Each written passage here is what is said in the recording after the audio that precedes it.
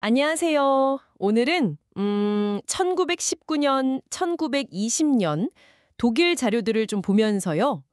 루돌프 슈타이너의 그 삼종적 사회 질서라는 개념, 이걸 좀 깊이 파헤쳐 보려고 합니다. 아, 네. 그 삼중적 사회 질서.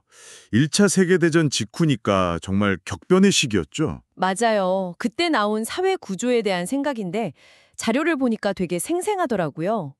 저희 목표는 이 핵심 아이디어 그리고 그 의미를 같이 이해해 보는 겁니다. 네. 당시 독일뿐 아니라 중부 유럽 전체가 뭔가 새로운 사회 형태를 막 찾고 있었거든요. 그때 슈타이너가 제안한 게 사회 유기체 자체를 세 영역으로 나누자는 거였죠. 꽤 독특했어요. 핵심은 그러니까 사람을 나누는 게 아니고 사회 전체를 뭐랄까 하나의 몸처럼 보고 기능을 나눈 거군요. 그렇죠. 정신문화생활, 또 권리, 정치생활, 그리고 경제생활 이렇게 셋으로요. 비유가 재밌던데요. 우리 몸에 신경계, 순환계, 소화계 같다고? 네, 맞아요. 각자 기능은 다르지만 다 연결돼서 하나로 움직이잖아요. 그것처럼 본 거죠. 중요한 건 이 세 영역이 자율적이면서도 서로 연결되어야 한다는 거고요. 바로 그겁니다. 각 영역마다 운영 원리가 달라야 한다고 봤어요. 예를 들면 문화는 자유, 권리는 평등, 경제는 협동 혹은 연대 이런 식으로요. 그렇게 해야 특정 영역, 뭐 예를 들어 경제 논리가 다른 영역을 막 휘두르지 못하게 한다는 거죠. 네네.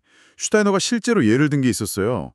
자본가들이 자기들 이익 대변하려고 신문 만들겠다고 광고하는 걸 보면서 아, 저렇게 경제가 정신생활을 예속시키는구나 하고 비판했거든요. 흥미없네요. 개념들을 좀 더 보면 자본에 대한 정의도 좀 독특했어요. 우리가 흔히 아는 마르크스주의적 정의령은 완전 다르던데요. 그렇죠. 마르크스는 자본을 저장된 노동으로 봤잖아요.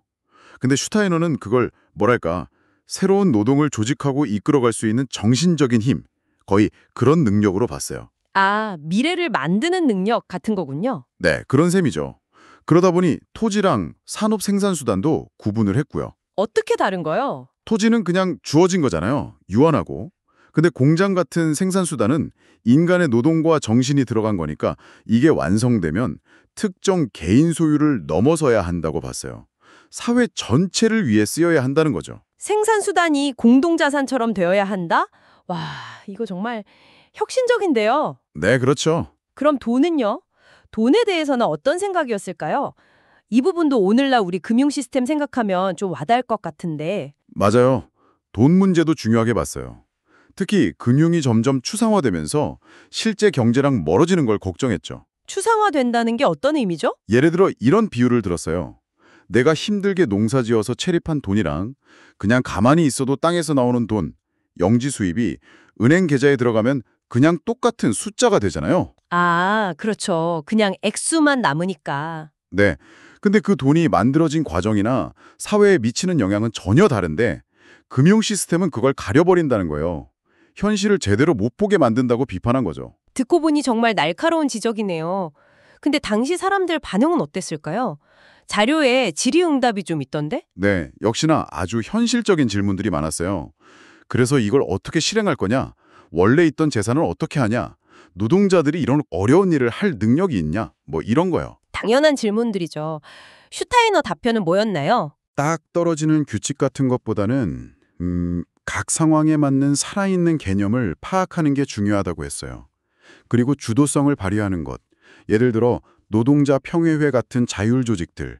이런 게 중요하다고 강조했죠. 무엇보다 진실을 보려는 노력이 필요하다고요. 이 삼종적 사회 질서라는 게 단순히 이론에 그친 게 아니라 당시 역사적 배경하고도 관련이 깊군요. 그렇습니다. 원래는 그 미국의 윌슨 대통령이 내세운 14개 조항이 있잖아요. 그거에 대한 약간 대안 성격도 있었어요.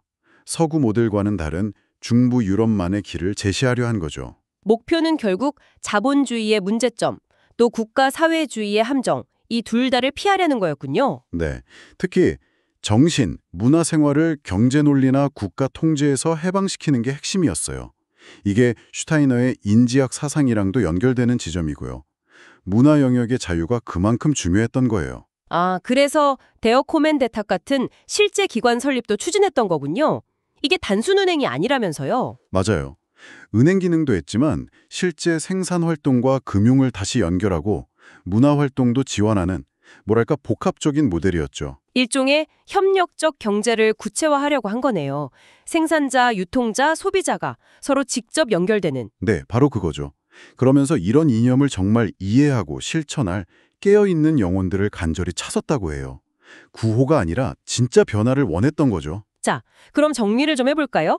슈타이너는 사회를 문화, 정치, 경제라는 세 개의 자율적인 영역으로 나눠서 각 영역이 자유, 평등, 연대라는 자기 원리에 맞게 잘 돌아가도록 하자. 이런 제안을 한 거네요. 네, 그렇게 해서 사회 문제를 근본적으로 치유하고 인간의 잠재력도 해방시키려 한 거죠.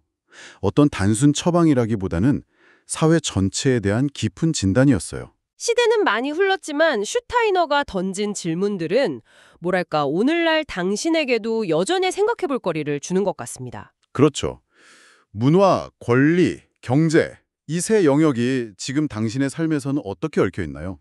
또 자본은 과연 무엇이고 우리 사회는 얼마나 그 추상화된 시스템에 기대고 있을까요? 마지막으로 이 생각도 한번 해보면 좋겠습니다. 슈타이너가 삼중적 사회질서 없이는 인지학도 없다 이런 말을 했거든요. 내면의 성찰과 바깥 세상 참여를 연결시킨 건데요. 아, 그 말 중요하죠. 만약 우리가 추구하는 내면의 진리라는 것이 우리가 발 딛고 사는 이 세상을 더 나은 곳으로 만드는 데 아무런 기여를 못한다면 과연 그 추구는 어떤 의미가 있을까 하는 질문을 던져보게 됩니다.